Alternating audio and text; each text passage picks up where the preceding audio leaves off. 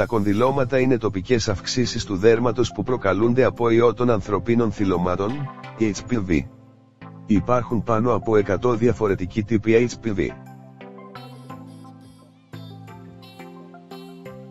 Παρά το γεγονός ότι τα κονδυλώματα θεωρούνται ότι είναι μεταδοτικά, δεν είναι ασυνήθιστο για ένα και μόνο μέλος μιας οικογένειας να έχει κονδυλώματα σε κάποιο σημείο το δέρματος του, όπως τα χέρια ή τα πόδια. Αλλά μπορεί να εξαπλωθούν και σε άλλες περιοχές αν ο ασθενής αρχίσει να τα πειράζει ξύνη.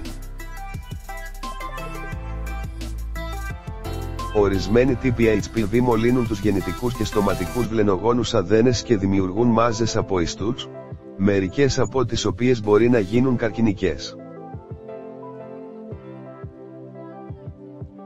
Άλλοι τύποι του HPV είναι υπεύθυνοι για τα κοινά κονδυλώματα του δέρματος και δεν συνδέονται με τον καρκίνο.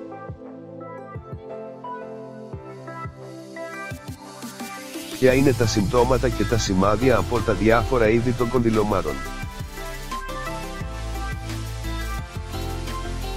Υπάρχει ο γνωστός τύπος του θολωτού κονδυλώματος που εμφανίζεται στα δάκτυλα, τα πόδια και τα γόνατα. Πελματεία, εμφανίζονται αποκλειστικά στην επιφάνεια του ποδιού.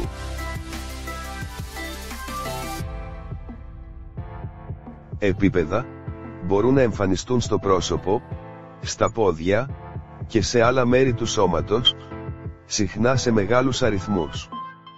Γύρω ή κάτω από τον ήχη. Λιματοειδή, εμφανίζονται συνήθως στο πρόσωπο.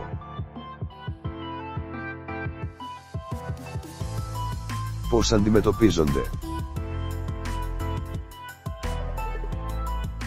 Τα κοινά κονδυλώματα υποχωρούν αυθόρμητα μέσα σε περίπου 18 μήνες στις περισσότερες περιπτώσεις. Οι ακόλουθες πληροφορίες αφορούν τη θεραπεία των κοινών κονδυλωμάτων και δεν ισχύουν για τα αφροδίσια ή τα γεννητικά κονδυλώματα. Φαρμακευτικά σκευάσματα με σαλικυλικό όξι, αυτά είναι διαθέσιμα ως σταγόνες, τζελ, μαξιλαράκια και έμπλαστρα. Έχουν σχεδιαστεί για εφαρμογή σε πολλούς τύπους κονδυλωμάτων, από τα πιο μικρά μέχρι τα πιο μεγάλα. Το σαλικυλικό όξι είναι ένα κερατολιτικό φάρμακο, το οποίο σημαίνει ότι διαλύει την πρωτεΐνη, κερατίνη, η οποία αποτελεί το μεγαλύτερο μέρος τόσο των κονδυλωμάτων όσο και του παχαίου στρώματος των νεκρών κυτάρων του δέρματος που συχνά περιβάλλει τα κονδυλώματα. Μέθοδοι κατάψυξης. Οι θεραπείες κονδυλωμάτων με αεροζόλ που είναι διαθέσιμες στα φαρμακεία παγώνουν τα κονδυλώματα σε θερμοκρασία -57 βαθμούς Κελσίου. Αυτό μπορεί να συγκριθεί με το υγρό άζωτο που χρησιμοποιείται από τους περισσότερους δερματολόγους, το οποίο είναι σημαντικά πιο κρύο, -196 βαθμοί Κελσίου. Κολλητική ταινία. Έχει αναφερθεί ότι τα κονδυλώματα μπορεί να αντιμετωπιστούν με την κάλυψή τους με κολλητική ταινία ή άλλη μη πορόδη ταινία.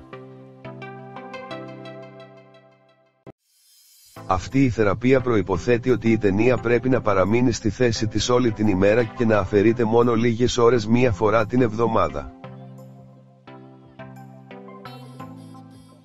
Η ταινία θα πρέπει να αντικαθίσταται συχνά. Έρευνες, ωστόσο, έχουν δείξει ότι αυτή είναι μια αδόκιμη λύση που έχει περισσότερο την έννοια του εικονικού φαρμάκου.